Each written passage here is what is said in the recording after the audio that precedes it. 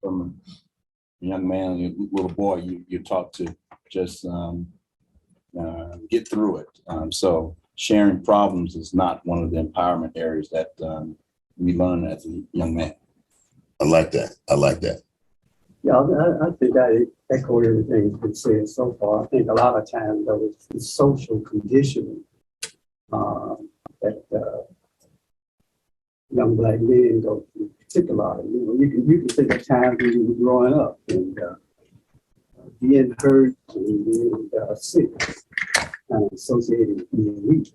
Mm-hmm. Yeah. Your daddy would tell you all the time, if you fall, the little boy falls and hurts himself, your daddy said, no, don't cry, get up, shake it up, shake it up. Mm-hmm. So we kind of learn through those kind of experiences that it's not a good thing to look as though you can't handle a situation. Yeah, yeah. I say it like this: there are no rewards for a man to say "ouch." Mm-hmm. No, who comes to your rescue when you say "ooh, ouch"? No, that I ain't like that. As a boy, there are rewards, especially when you got mama who, man, she gonna show that love. Mama gonna show that love.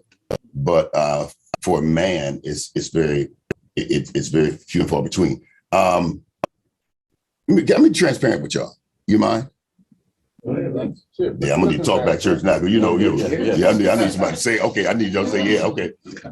So I know for a fact that when it comes down to being real about the things that are embarrassing, it's not even just the fact that I don't think people will understand. It's personally, I may be embarrassed. It's embarrassing to say that you are at this certain age and you didn't take care of yourself like you should have. So you're gonna keep it to yourself. So when I ended up getting COVID, I got COVID.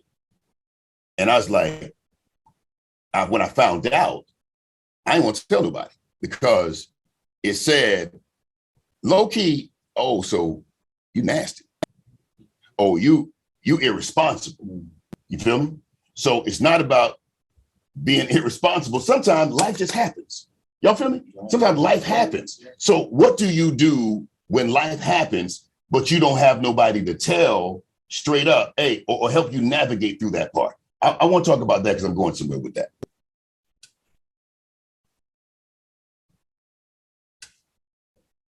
You want to go to y'all want to talk? Okay. Sure. So I ain't got the camera on you, but yeah, we can work it out. Matter of fact, that's all right. Hey, Dees, if you can take that camera and pivot it towards him, we're gonna make it work. How about that? There you go, make it work. Yeah, right there. Okay. Come on, take it on to it. There you go. Come on, you're all over the world right now. Well, with age comes experience, and also it comes to a point where you're more real. For a young person, I mean, in 50s, 40s, or whatever, what you said, yeah, that makes sense. But for me, at 75, I can accept the fact that my health is not at its height. And I've done that. So when people ask me, well, how are you? Okay, so looking and seeing is one thing. Okay, but instead of saying I'm fine, I say I'm pretty good. Mm-hmm. Okay, because I know I am not at the height of my health, but I've come to that realization that I can say that and not be embarrassed. I'm not embarrassed about anything that I say or what is going on with me. And the reason I got into this program was to try to get Black men to share that.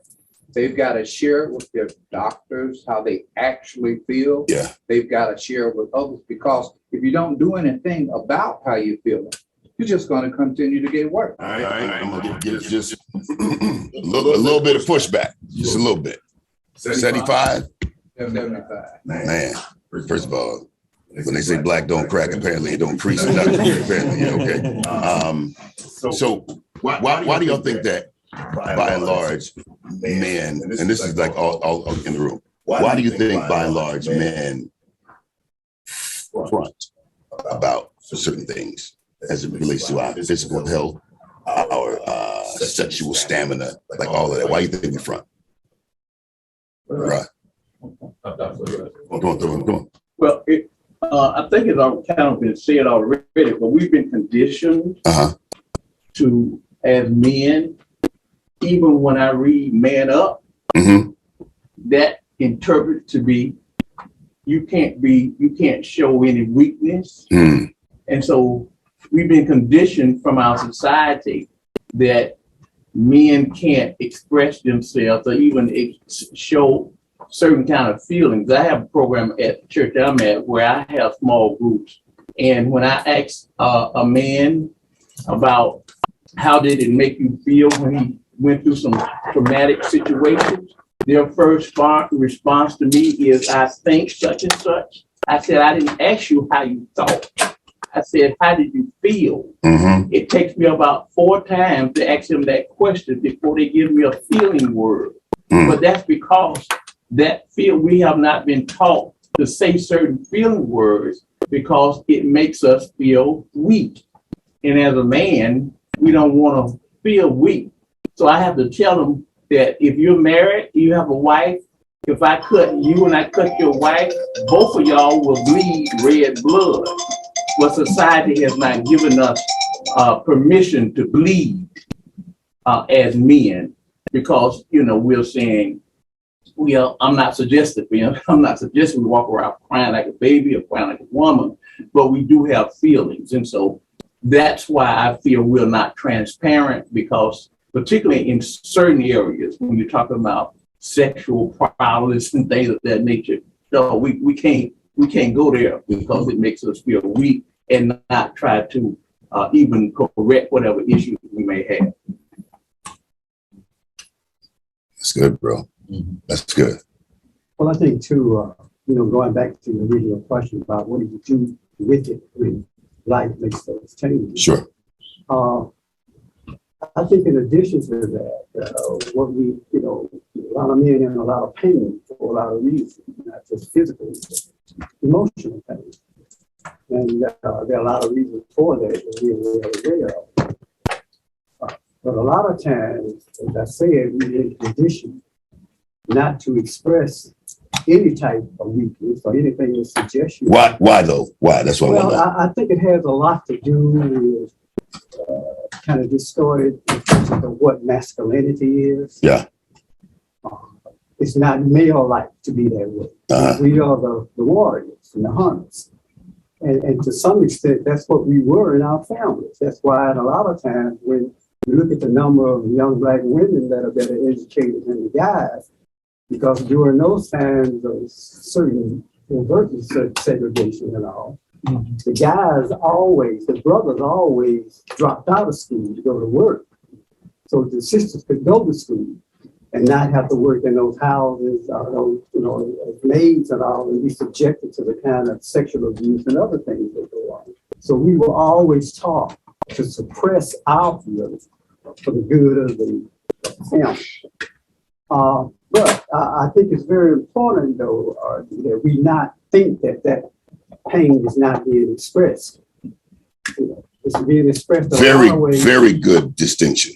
That's very good distinction. That's why a lot of times what happens when we knew in the criminal justice system, where you have the homicide situation, we're talking about black on black crimes, more black men kill other black men. Well, a lot of times that was embedded to the fact that if you mistreated on your job with your white supervisor, you were taught to suppress that if you want to keep that job. It's good, man.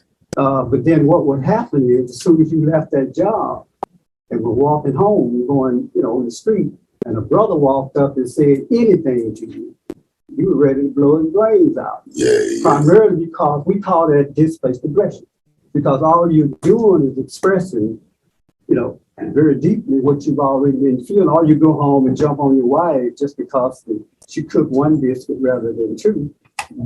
She cooked one biscuit. One biscuit. Oh, hey, man. Well, you can't be cooking one biscuit. I mean, I go ahead. I'm messing with you. Jump all over her and the kids and everybody else when basically you haven't been given an opportunity or felt you had an opportunity to express that to someone.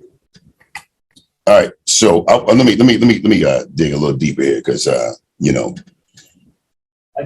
don't think people want to be called soft. Go ahead. Right. I want to give a different perspective on that because I think most of us kind of touched on the same thing with the soft or the pride. I think I'm the youngest one in the room. I'm 38. I think most times someone asks you how you doing and you say nothing, you kind of think to yourself, who cares? You know what I mean? Like, do they really want to know how I feel? You know what I mean? So sometimes people ask you, you're just like, I'm fine. Because whether I'm fine or I'm not fine, it's like, who cares to hear if I'm not? So you don't take them seriously. So you don't really take it seriously. So you take it like it's just like a figure of speech. You know what I mean? So outside of just the weakness and the pride and the being transparent, it's just like, okay, I just met the brother next door. And he's like, man, how you doing? I met this guy. He told me something. That was a mistake. Well, how you doing? I'm fine. But do you really care that, my car might be in the shop, or, I have a sick parent, or I don't feel well, or actually I have a headache. Do you really care to hear all these things, or is it just a figure of speech? So I think that plays into that as well. Oh, man. I think it's interesting that you even mentioned that. I'm a little younger than you. I'm 36. Yeah, so by a couple years, but I had the same vantage point as you. I don't necessarily go with the "I'm fine" response. It don't matter where I am. My girlfriend gets on me about this all the time. I can be in the grocery store, the cashier, hey, welcome, how you doing? And I'll tell them exactly how I feel at that moment. I got some gas right here that I can't get rid of, right? They don't want to hear that. They want to hear the "I'm fine." So the mental conditioning is not just from our adolescent years. It still happens real time this day, right? You say, I jammed my finger on the door when I was trying to get out of my car, but it doesn't matter. You're like, okay, do you want a bag of paper or plastic? It goes in one ear and out the other, right? The only person I feel comfortable doing that with is my girlfriend. And we've gotten to the point now where even if she does give me that "I'm fine," we all know this, right? Do you want something for Valentine's Day? No. Yeah, right. You can see through that blanket response that we've been mentally conditioned to give because we don't expect that people really care about the intrinsic feelings that we have at that moment. So whether or not it's I'm doing better or I'm doing, better than yesterday, not as good as tomorrow, whatever that cliche response is, I don't give that. I go deep, and it don't matter. If you ask me how I'm doing, I believe it's because you really want to know how I'm doing. And when I respond to your question, their response to my response generally gives me the same notion as I got when I was a kid, right? You fall. I have two little girls now, Jennifer and Noah. And when they fall, I'm all over it. Oh my gosh, what happened? Did the ground do it? Let me beat that ground up. You wanna? And my girls are like, yeah, ground, yeah. They're 2, right? About to be 3. They're like, yeah, ground, yeah. Good, man. And I teach them, your emotion is valid, right? But I also have a nephew that will climb to the top of the stairs and leap down. And I'm like, there's something about you, right? And boys do stuff like that. My girls would never do that, but his emotion is just as valid as my girls, whether it's intentional or not. He harmed himself, and I have to walk over and say, what happened? Did the stairs do that? Knowing you did that. So when we translate that to our older bodies, there's stuff that we do as men. We get ourselves into some pretty sticky situations, right?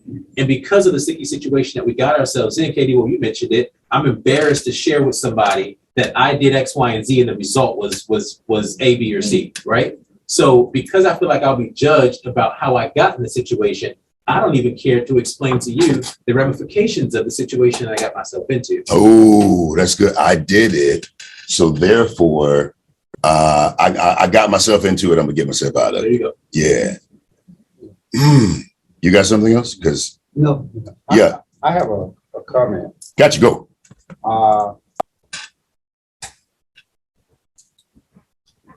These are very interesting thoughts and ideas. And I think in certain circumstances, I think all of them are very valid. And I'd like to throw another interjection there. As we grow from a baby, we think 2-year-old, 3-year-old, we think they don't have feeling and opinion. Right. But I had a conversation with a person not long ago who says basically, and it makes a lot of sense. I'd rather think he's a professional. When you are a child, as you grow older, things happen to you all of your life. And those things are not forgotten. All those things that happen to you through your life, say if you saw your daddy beating your mother when you were 2 years old or 3 years old, but you never said anything or did anything because you were not empowered to, because they were the adult. As you grow older, become an adult, you may get in a situation with your girlfriend or your wife, you may decide to hit her because you saw daddy do it. And my brother says that all these little memories from childhood, they don't go away.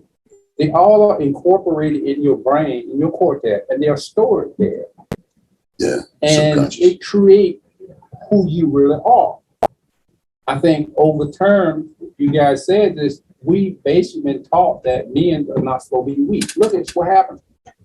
Military-wise, who conquered the world? Who was the hunters? Napoleon. They don't talk about women in the army. Men are supposed to be the strong guy. If somebody hurt your sister, your brother's gonna go beat him up, okay? Unless it's another girl. And so I think we are conditioned. We are conditioned to behave a certain way. I think looking at culture for African American men and women, we have generation of being subdued. Back in slavery, it goes back to slavery. We didn't have a voice.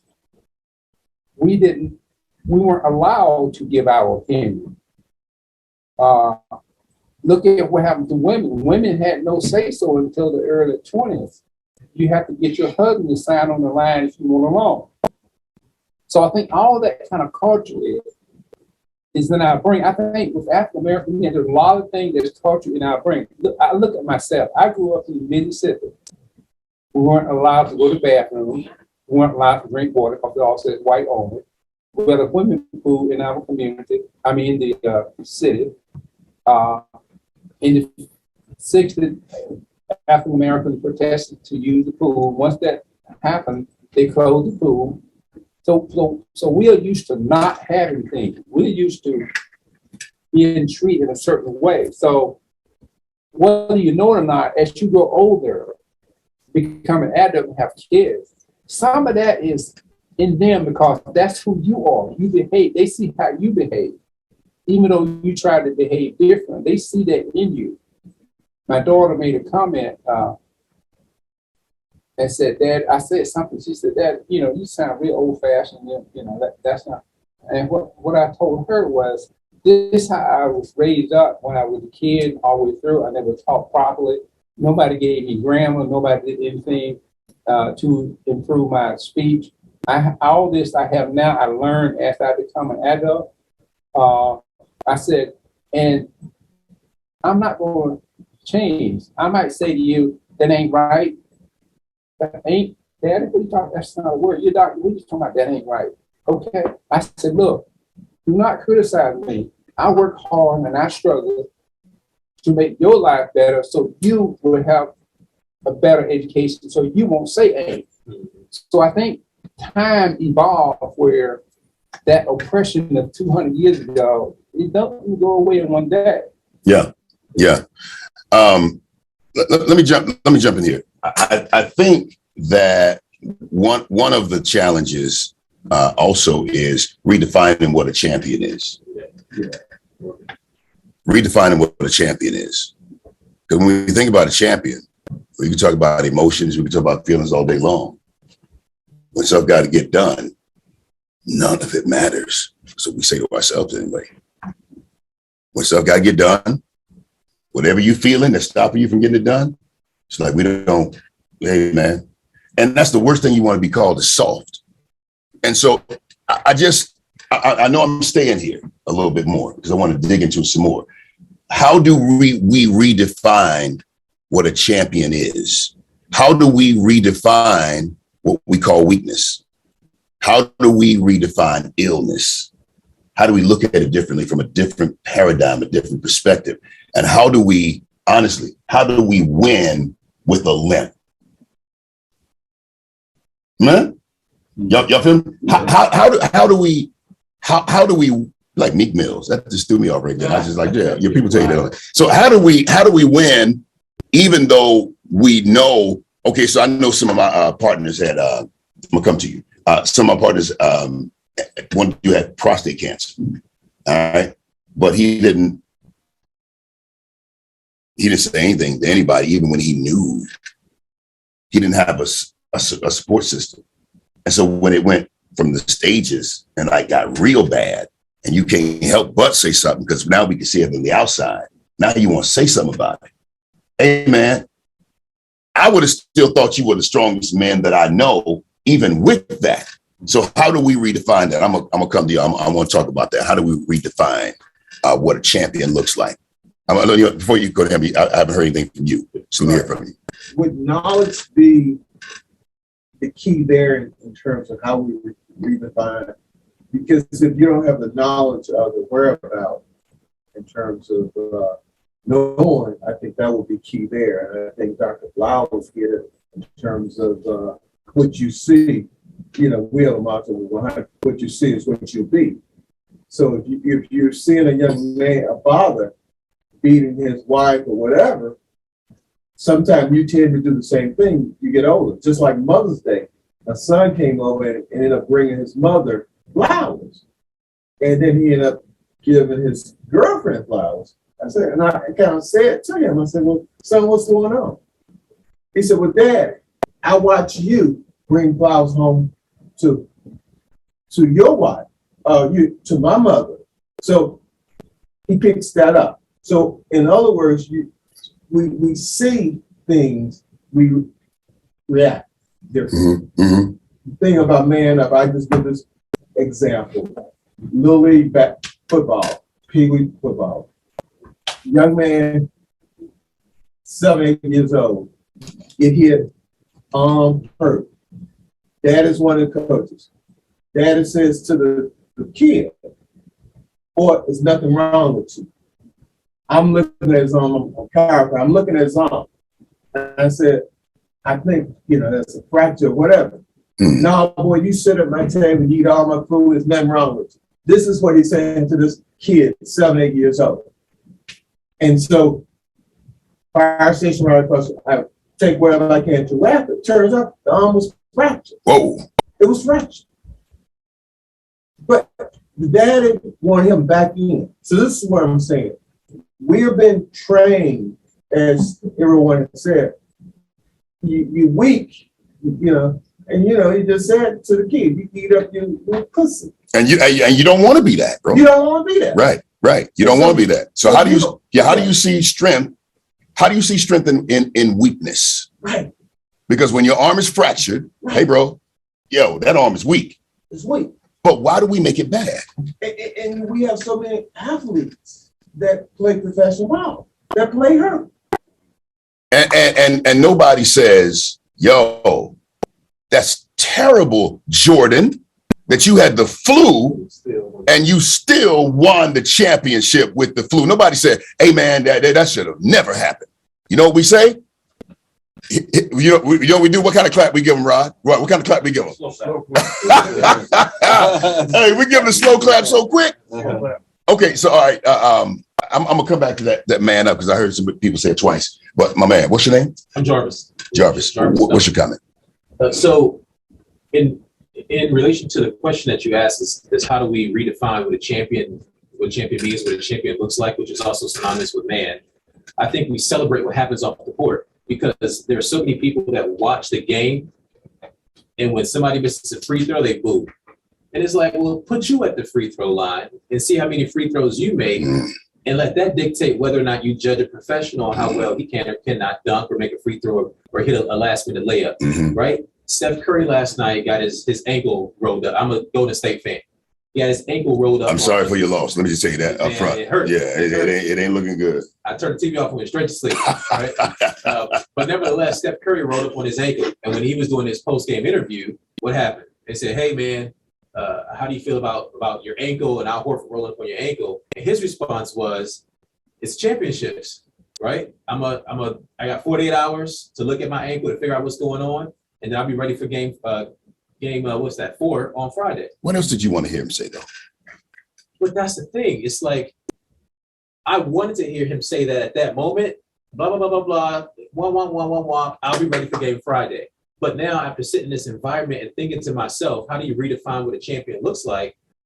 If I were to rewind 48 hours, 24 hours and listen to his response, I would more so look for, man, I have a great team behind, just like we celebrate the teammates on the court. Man, Draymond Green carried the energy, Steph shot X, Y, and Z. Clay did his thing. I want to hear him say, I have a great therapist that I go talk to, or I have a great therapist that'll work on my ankle when I get back into the X, Y, and Z. I have somebody that my wife is probably going to rub my feet when I get home. That's going to help me for game 4, right? Yeah. It depends on my diet. I know that that's probably inflamed, so I'm going to take care of my diet more frequently. I'm going to drink nothing but water for the next 24 to 48 hours so I don't intake that sugar. Stuff like that. If he said that on live TV, people would be like, why is he talking about this? Right? It goes back to my how are you doing? I got gas situation. People don't really want to hear what's happening off the court. As long as you're on a court, when the ball is tipped off on Friday, all the other stuff is irrelevant. But celebrating the victories off the court, Floyd Mayweather said he gets a 2-hour massage every single day for the week leading up to. And that's what Floyd said. For the week leading up to and the week after, he gets a massage every day as a masseuse that travels with him, and they massage his hands. Every time he's about to have a championship bout, they massaging his hands. But we don't celebrate that. Put the camera on me real quick, easy. Let me say something real quick. To my wife, who's probably watching this, I'm wondering if I can y'all say they say that. Okay, all right, my man. We have got to have better examples of men stepping up, willing to talk about those things, and especially health. I mean, prostate cancer is near and dear to me since I had it the last couple of years. Okay. But since I've had it, when I'm talking to other Black men, I find that there are a number of Black men that have had it, but very few will talk about it. They don't talk about the treatment. They don't talk about the doctor. Facts. You know, so my charge is that I want men, especially Black men, I want you to talk about it. I want you to talk about the doctor, the treatment, because if something happened to me, if I can share it with someone that's going through it, that may go through it, they may not take the route that I had. I mean, I'm not sorry to say it, but some things that happened to me during my treatment, I would not go that route again. Sure. But because I put my trust in my doctor, okay, I'm thinking you have got my best interest at heart. Okay. But then when it all came out, you didn't. And I'm the type of person that I'm going to tell you one way or the other. And I did. I told. I feel that the condition that I'm in is because this happened. And it should not have happened. Because the way it was presented to me, I'm thinking, you're looking out for my best interest. Yeah. I found out that you were not looking out for my best interest. I don't know what the ulterior motive is. Yeah. But the bottom line is, Black men, you need to talk about the conditions. You need to talk about the treatments. If there are good doctors out there, you need to hold them up and say, hey, this is someone that you need to go to.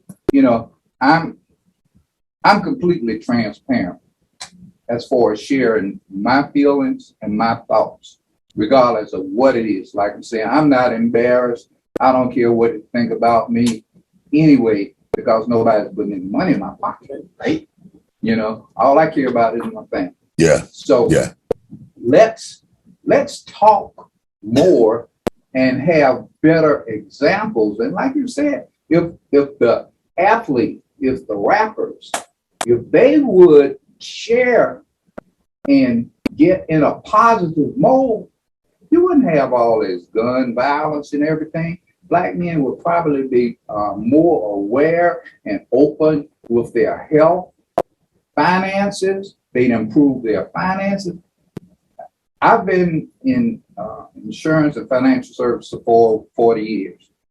And some of the things that I've seen as far as people, especially Black men, not addressing financial issues for their families. I mean, it's disgraceful.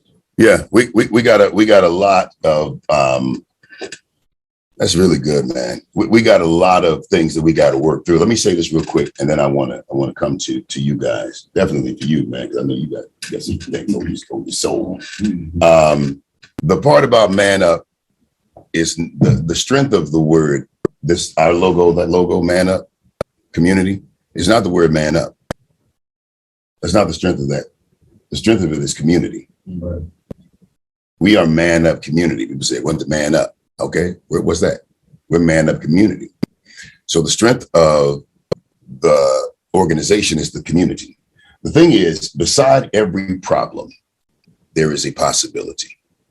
If you see the problem, then adjacent to it is the possibility. Not sometimes, every time. Beside every problem is a possibility. What you focus on expands. I mean, it gets bigger. It just means that you see more of it. Last car you bought was a what? A Ford Explorer. Ford Explorer. When you bought that car, did you not, or did you immediately see what everywhere? Did I see every? Did you see Ford Explorers everywhere? Oh yeah. I said I know some men was on the road. Yes, but they were already there. Yeah. You just focused on it. You understand what I'm saying? So I think that many of us, when you say that, you know, black men we need more.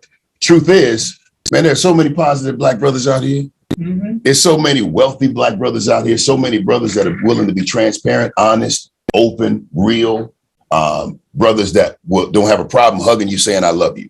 Right. When I started being okay with saying, "I love you," I started hearing it and experiencing it more. Mm-hmm. So I'm saying that the more we engage in the community of more brothers, then you're going to notice, oh, hey, if you hang around the same kind of people, you have the same kind of results.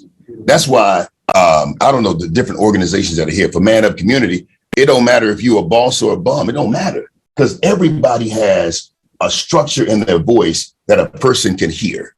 Like, there are frequencies that some of y'all, when I'm talking, some people, they can't rock with me. I'm not their temperature. I'm not their flavor.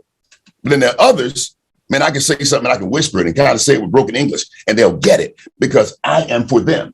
So there are people that are level 10s, there are people at level 1s. Guess what? Each one of them got to be able to hear it how they need to hear it.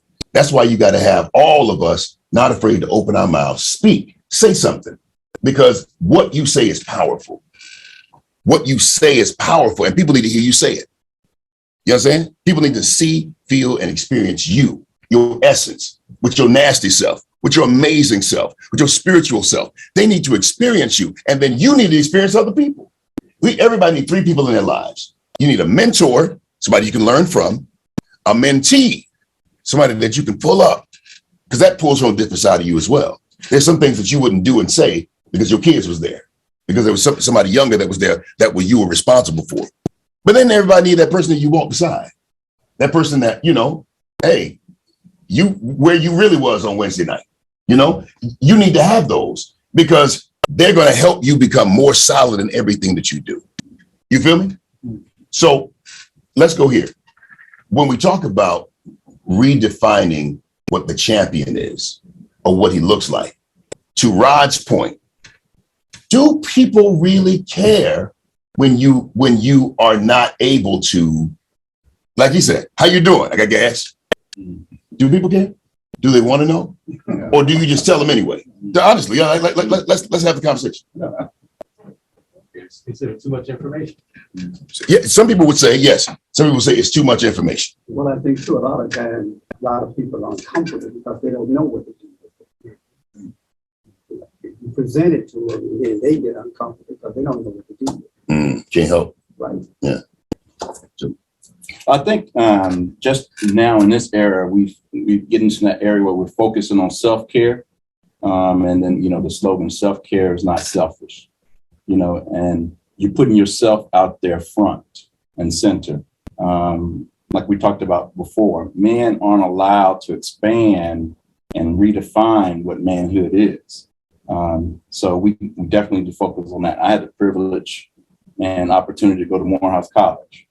So they surrounded us with a doctrine on, the various identities of a man. And at the Morehouse College, I went into business. And in business leadership, you learn that there's several styles of leadership to get things done. There's the commanding leader. There's the inspiring leader.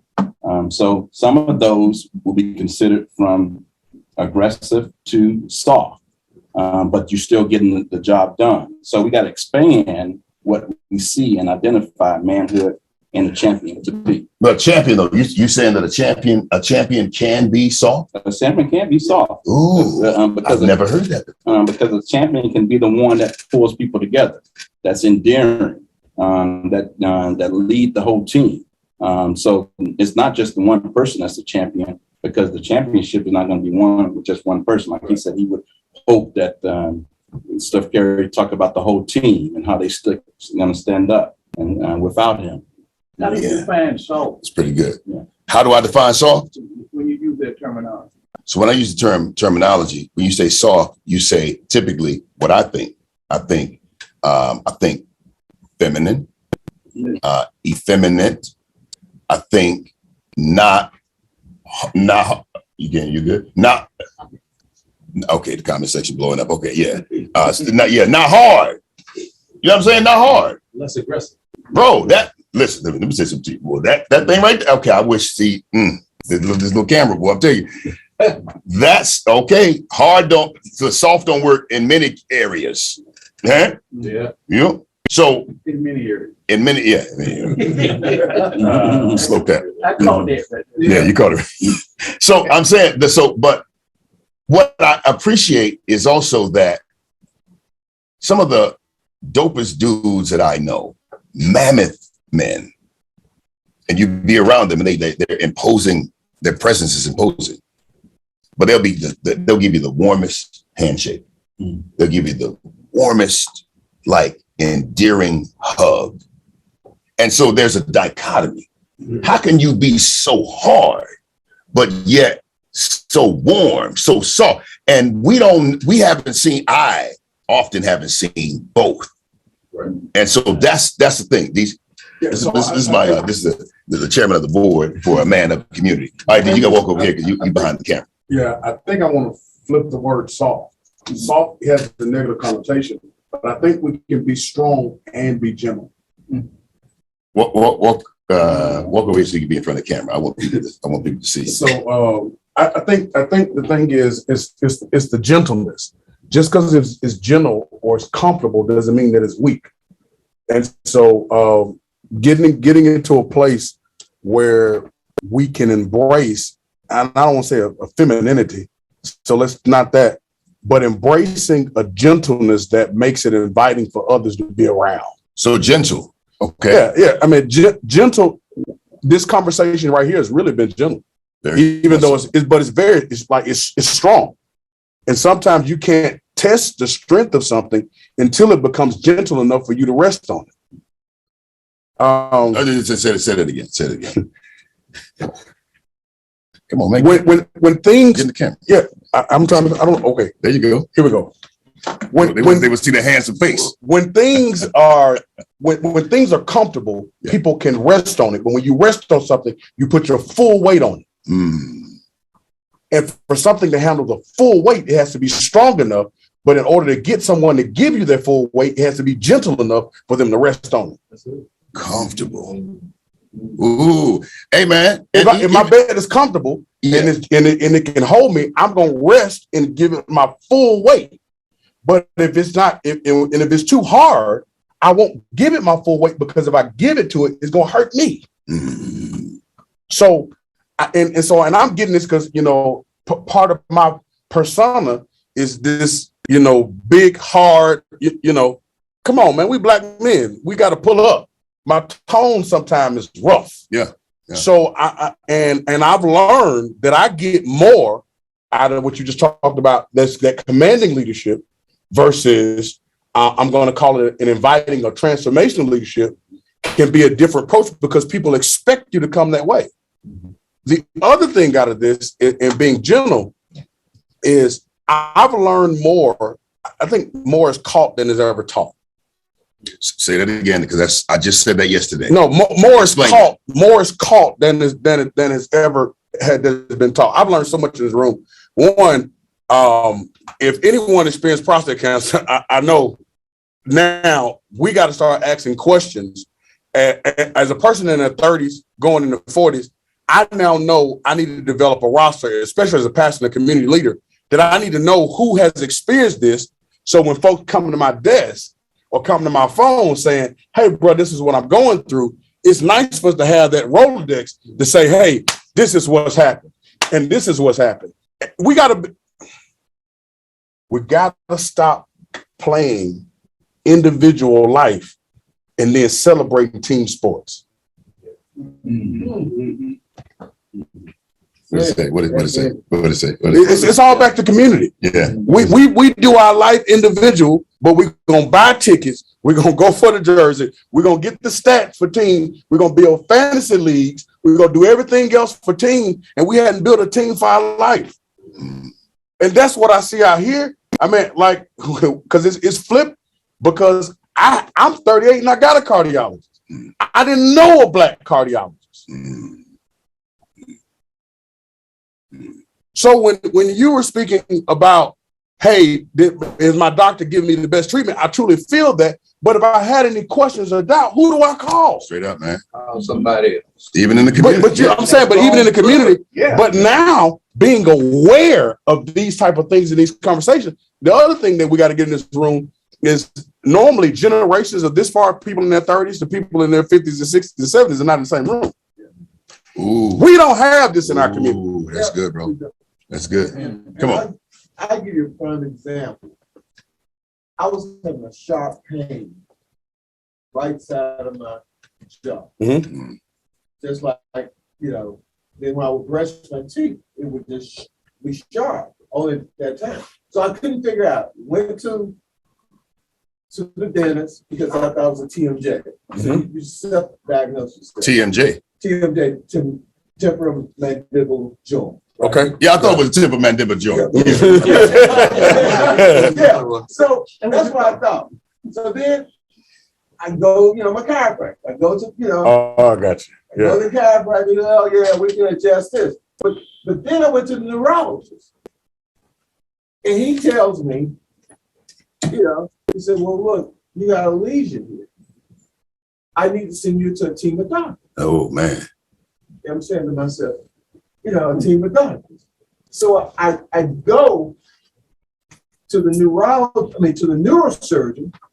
He tells me, now check this out. He tells me, well, the lesion is too close to your brain stem. I can't go in and do a biopsy. Wow. Okay. So he sends me to the radiology oncologist because they think it's a grade 4 glioma. Okay. Okay. Grade 4 glioma. That's what attorney on West Coast died from. But I go there and then I do these MRIs of the brain. So they're getting ready to do radiation. But then the lesion, check this out, the lesion took some steroids and started shrinking. So no, we think it's a lymphoma. So I go through all this. Goodness, bro. Go through all this, then 4 or 5 months come, the Emory doctor come in and say, hey, oncologist said, hey, we're not sure what it is. Go get a second opinion. Go get a second opinion. I go to Houston, go to MD Anderson. Neurosurgeon say, hey, man, we can go ahead and do a biopsy, no problem. See it, not a problem. Oncologist said, no, we think it's a demyelinated disease, which MS. Okay. No. That's what it comes back to the same doctor I went to the first time. He runs this test, MRI, the cervical, and he says to me, I cannot make a diagnosis. What? MS. Oh, now, my gosh, I'm fine. bro. I'm not having any problems, anything. And I say to myself, hey, you got a lesion in your brain, and you don't know why, but you're fine. If I listen to him, I go get a second opinion. Okay? This is what I'm saying.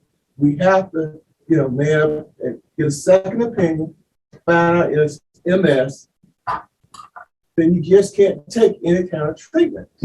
I take one type of treatment, self-inject. My liver enzymes go sky high. Yeah. And my white count goes down to 1 point something. Oh, yeah. And so I say to myself, I'm fine. I'm not having problems. I'm good. Boom. But then I think about the disease itself of being crippled, crippling you. So I take the precautions, and now, I do twice a year, but I'm fine. But the point I'm making is, if I didn't have the knowledge, the knowledge and the self-knowledge of how what should happen, we take anything in. Man, it's good stuff, man. Okay, that's what I'm saying. Yeah. So that's why I say knowledge is important. The community is important for us to come together and provide that kind of knowledge when you're counseling or whoever. This is where you need to go. This is who you need to talk to, because it helped me from the standpoint of just having other people around. I mean, I was on the West Coast talking to Dr. Black that took care of, so I was everywhere because of the fact your health is important. And that's what I want to just make the point. Let me hit some of these. Let me hit some of these comments here, because people they're really getting us. We really appreciate all y'all for commenting. Let's see here. All right. Oh man, Robin Daniel Collins said he had TMJ too in his teens, in his 20s, but ironically he had to go to a chiropractor. So how about that? Yeah. He also said nobody. I'm retired. Retired, right? Because I was sure about to get that. I was about to get that card, Flair. Let's see. Daniel said, "Hey, nobody wants to be talked down to, but you want someone of good standing to deliver the message to you." That's a good one too. Man, that's loaded. That's a good one too, because you know, I got to hear about that Sriracha message again, DC. You got to come on. You got to get this. This is my chairman of the board, man. This is one of the most brilliant men I know. Y'all got to excuse me. I got to check in with so him. that statement was loaded, like someone of good stature to say it to. I've learned I don't take criticism well. Some men don't. And I realized that was going to be crippling to me about 7 years from now. I'm a musician, also ministry, now in mortgages. I'm in a feedback kind of world. Oh, wow. So people always got something to say, right? So then I started realizing I got to be mature enough to handle the meat, even if I don't like their sauce. The truth of the matter, it's only about, 7 proteins out there. I call it the fake stuff, the tofu, the healthy, you got your seafood, pescatarian stuff, you got pork, you got beef, you got chicken, but it's a million sauces. I don't like teriyaki. I don't like sweet and sour. So when someone says something to me and it comes in a sauce that I don't like, I got to be mature enough to hear the meat of it. Even if I don't like the sauce. Now, if we got a partnership and a connection, we can build a relationship, we can work out the sauces. Because if I can hear you good enough to respect what you're saying, even in that tone or even in that way that you deliver it, that's not my sauce. I eat the meat. But when I show you I eat the meat, I can tell you, I'm a country boy from Georgia. I like grape. It ain't good for me. It ain't good. It ain't good for my heart. But if you really want me in the past to devour it, put some gravy on that thing, and I got you. Listen, and past preserves. But ain't but one biscuit though, because they got number one. But are you get what I'm saying? So the thing is, and as men, we got to be better at hearing and not being so quick to be offended, because disrespect is huge to us. After when a man is disrespected, he's shut down. So it's getting to a place that we can learn how to hear the meat of the subject to address, to get that nutrients of psychological, emotional, spiritual, or physical protein. And then we work out the sauce a little later. There are times in which, man, straight up, I've had to say, I'd say it all the time. I hear what you're saying and it's right. Just put a little lotion on your tone. Just put a little lotion on your tone. You little coarse there. I hear you. I feel you. Just tone down just a little bit. I got it. But you got a little bass in there. Put a little treble, a little mids in there. And I think that that's of vital importance. And many of us, we miss out a lot, gentlemen, because we make the main thing not the main thing. The main thing is the meat of what's being said. Yeah. Like the delivery is not the meat. Right.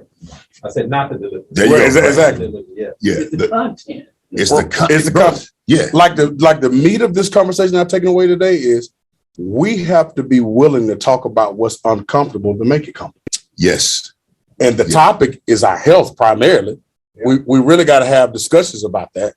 And it goes into other subjects. Mm-hmm. And until we get to that place, we'll never get that connection. I love that. The way you put that with the meat and the sauce. Because I'm like that with not just on the health tip, but I have actually been depressed before. Yeah. Due to a divorce. Yeah. I had never talked to a man my age that had been through divorce. Wow. So I just kept it in. Bro. But I knew there was an emotion that I had tapped into that I had never seen. Wow. So I knew I need to get some help. So I did something that most black men don't talk about. I'm 29 years old at the time. Wow. I'm going to therapy.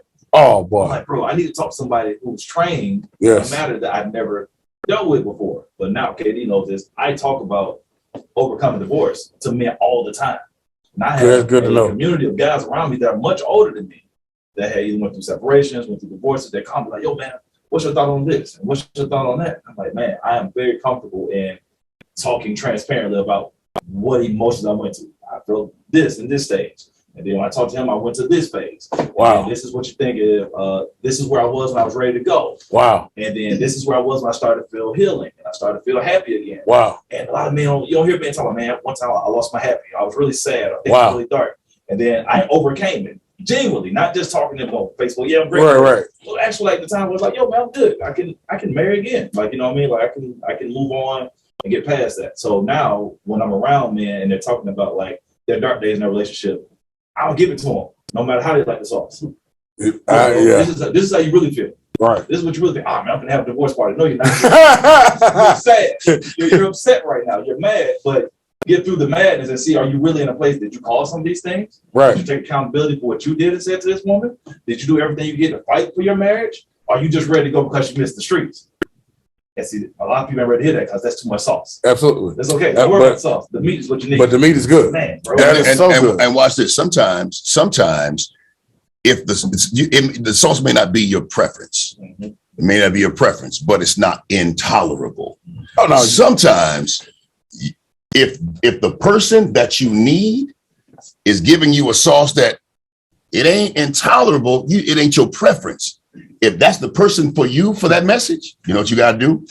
You got to take that, bro. You got to take that, because sometimes what we need, hey, bro, y'all know this. It ain't always gonna come in the sauce packaged in the sauce that you want. You feel me? Yeah, it's not. So and so as long as, let me say this because I know we're running a little long. Everybody, boy, real talk. Yeah, thank you, Robin. Absolutely. Colonoscopies. Raise your hand. Let me put this all over here. All right. Let me put it over there. Raise your hand if you got that colonoscopy already. Colonoscopy. Okay. Y'all good. Yeah. All right. So tell me what is the what's the age in which we need to get those colonoscopies? Do y'all know? Is what is it? 45. 45. So 45 you need a colonoscopy? That's right.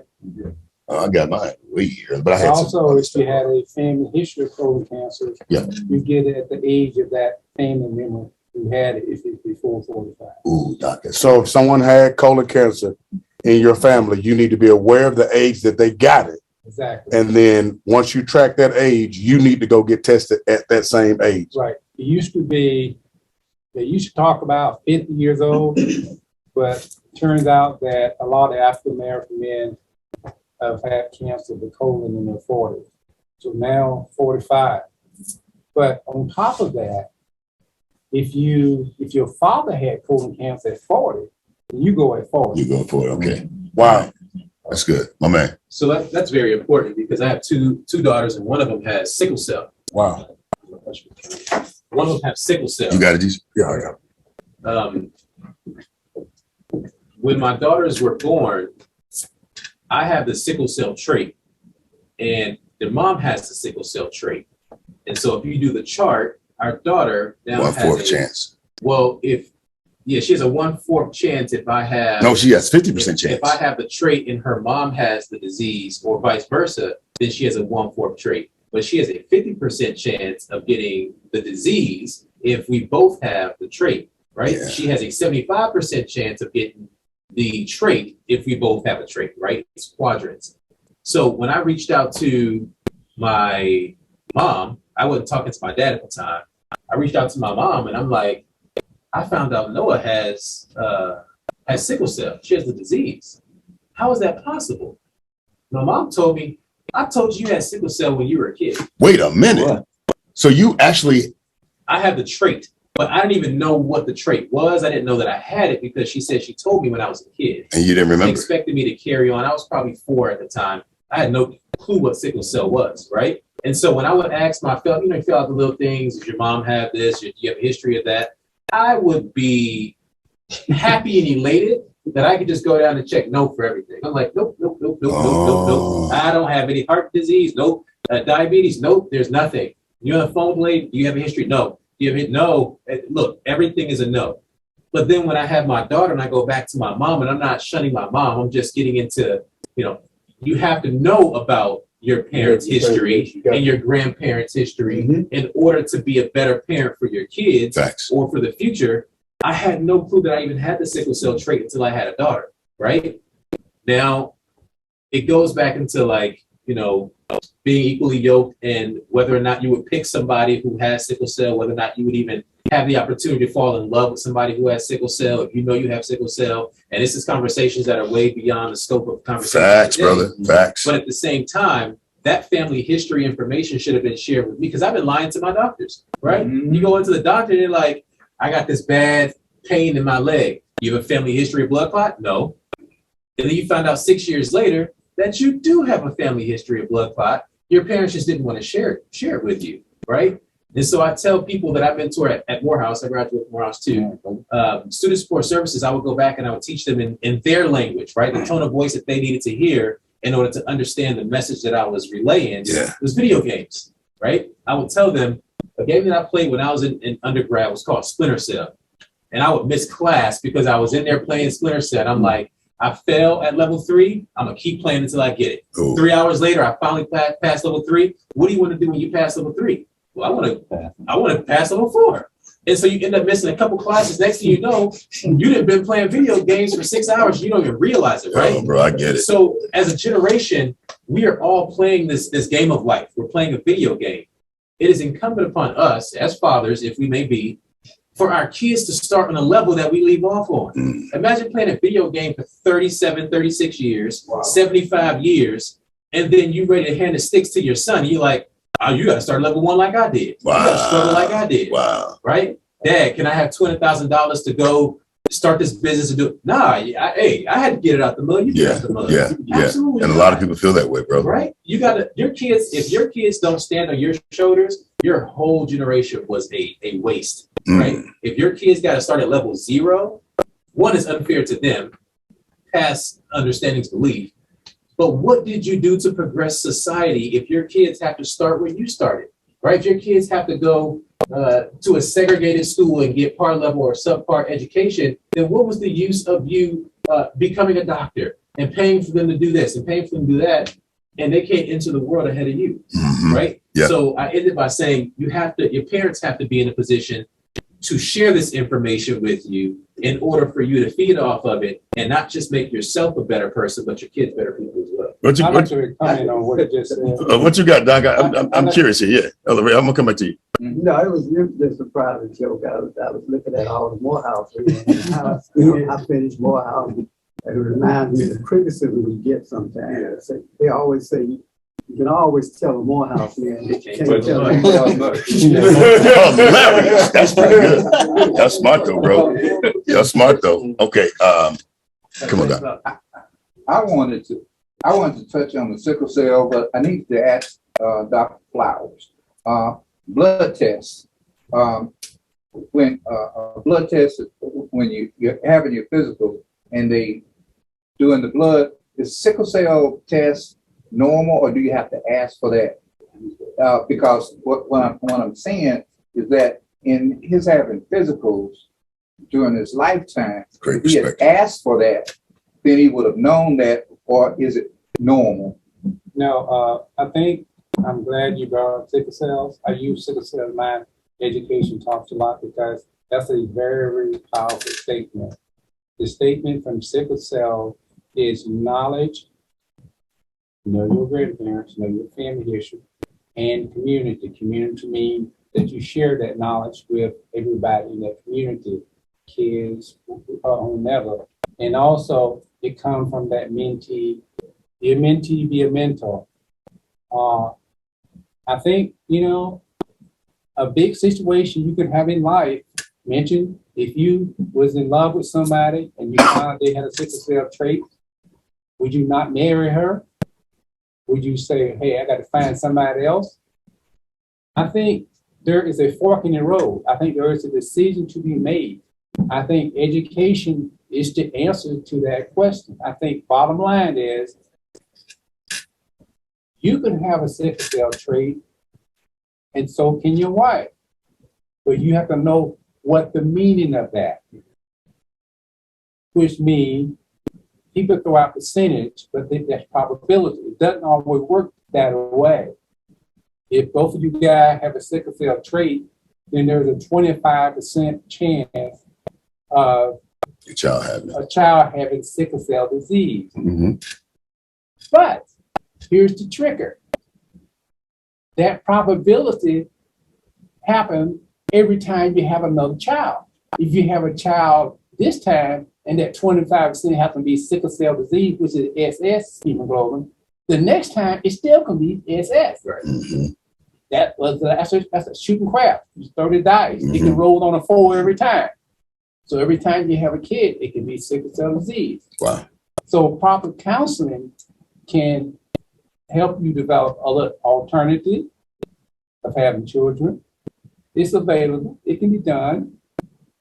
Surrogated parents, they can be done because hemoglobin sickle is A hemoglobin and S hemoglobin, whereas regular hemoglobin is AA. If you mix the AA with sickle cell trait or disease, you can get AS or AA all day. You never get sickle cell disease. So there's power in education.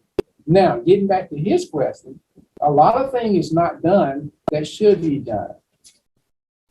It used to require people to have a sickle cell screening when they got married years ago. Mm-hmm. Just like they used to require you to have a sexually transmitted disease test before you got married years ago. But here be that we are in this system. We're talking about all these things, but we forget one thing. We're in a system where somebody else is controlling our destiny. Mm-hmm. Somebody said, you don't need that anymore. Somebody said, that's right. Somebody said, you don't need to check for STD anymore. You don't need to check for sickle cell trait anymore. Why come? Because they were not like you.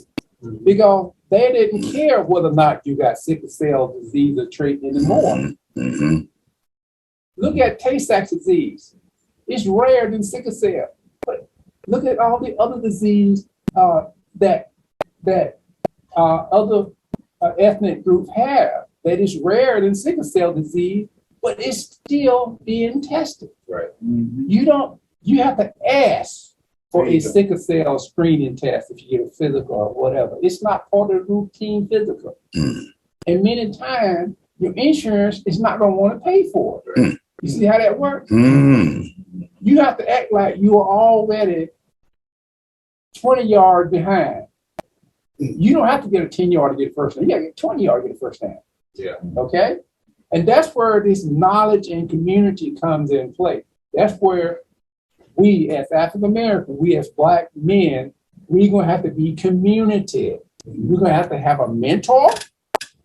We're going to have a mentee. And we're going to have somebody besides us. That know where you was or there you go. And we're not there yet.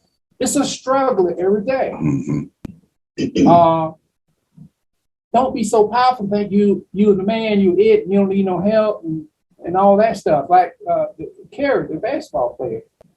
The appropriate thing would have been to say, I got a sprained ankle, it's messed up. I'm gonna get all the help I can, get my people look at it. But if I'm not ready to play tomorrow, I'm gonna rely on my team. Yeah. We are one team. Yeah. We support each other. Yeah. They understand I'm not there. That's how we should be in life, in dealing with issues in life. This is good. We should be a team. The answer is not always going to be good, but you can be a team in mental support, psychological support, other support, but you be a team, stand together. You don't have to be strong. If everybody's standing in the same line, going at the same time, nobody has to be out front stronger than everybody else. We'll go together. We'll walk this walk together. Thanks. Man, this is this has been really good. This has been amazing. And I'm grateful for having these conversations, but we need marching orders when we're leaving here. So what is the main takeaway? And I'm coming to each one of you here. What's the main takeaway that we need to do, ways of thinking or whatever, when we leave today? What's that main takeaway? Oh, one thing, when he was saying, as we pass on to the next generation, we got to think about generational wealth, and research is one of those things that we don't have to start at step one. If we have a knowledge at this point of a father, we can get involved in these research opportunities so we can help the next generation, that they don't have to start at 1. They can start at 4, where I left off, because I was part of this program. Because our community, we are needed, because the results on some of these drugs are swayed towards our way, because we are not in the research enough. So let me push back just a little bit here. Mm-hmm. What's more specifically, what can we do when we leave here today? Like, what's the thing that we can do today? One thing is that when we talked about reframing how we see ourselves, reframing how we understand what manhood is, from we talked about softness to more aggressive, more initiative and being more active. But softness is not a weakness. Softness is a strength. It's good, bro. It's good. Yeah. Well, I think one thing we need to do, just remember what Charles Darwin says, not what we thought he said. We all think he said, the strong survive. That's not what he said in his theory. He said those who survive are those who are able to adapt to the situation. That's what he said. Okay, so we need to seek knowledge among us, community, have community with knowledge. We need to seek knowledge and adapt to the situation. And that looks like, so what's that one action that can be done? Where do they need to go to seek knowledge? What's the one thing they need to seek?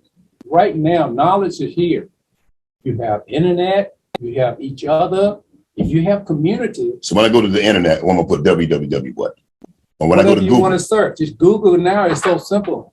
And now it's simple because all you got to do, you got Cornelius Flowers, you got a doctor, you got a social worker, you got a chiropractor. You have psychological people. You have regular people who are smart. And I would talk that if you're an alcoholic, if you want advice about drinking and the problem of drinking, you ask the alcoholic. So what I'm taking from this is, whatever your issue is, do some research on it to find out how it cannot be an issue. You do a research on it, and then you seek explanation, knowledge from other people. People call me up all the time, even retired. Dr. Flowers, I have this problem here. I went to my doctor. He said it. What do you think? Because those people feel like I am in their community of trust. They trust my opinion. We have to have people who we trust. Like gentleman mentioned about the prostate cancer. If somebody had afraid to talk about prostate cancer, call him up, talk to him. Find out how he deal with it. Very good. Very good. Well, I was thinking about a lot of things. I think that one of the things we can do, in addition to what you said about our attitudes about weakness and softness and this kind of thing. Some of the things have come out of this room today. I think that the issue about knowing our family histories is very important. That's a good one, Doc. Because we as a community are people that generally don't know why our relatives died or whatever happened. Because we don't ask. That's right. You know, what we get is, well, you know, I heard the other day Uncle Jim died. And then it's, well, okay, when they gonna have a funeral? Or the setting up, where the setting up gonna be at? Who got the body? We're gonna leave the wheel. We gotta pay for it. And who get the money? We don't get the money. But you know, seriously, we need to know what that history is. Because it needs to be passed on and on, not only for our health, but you can explain it.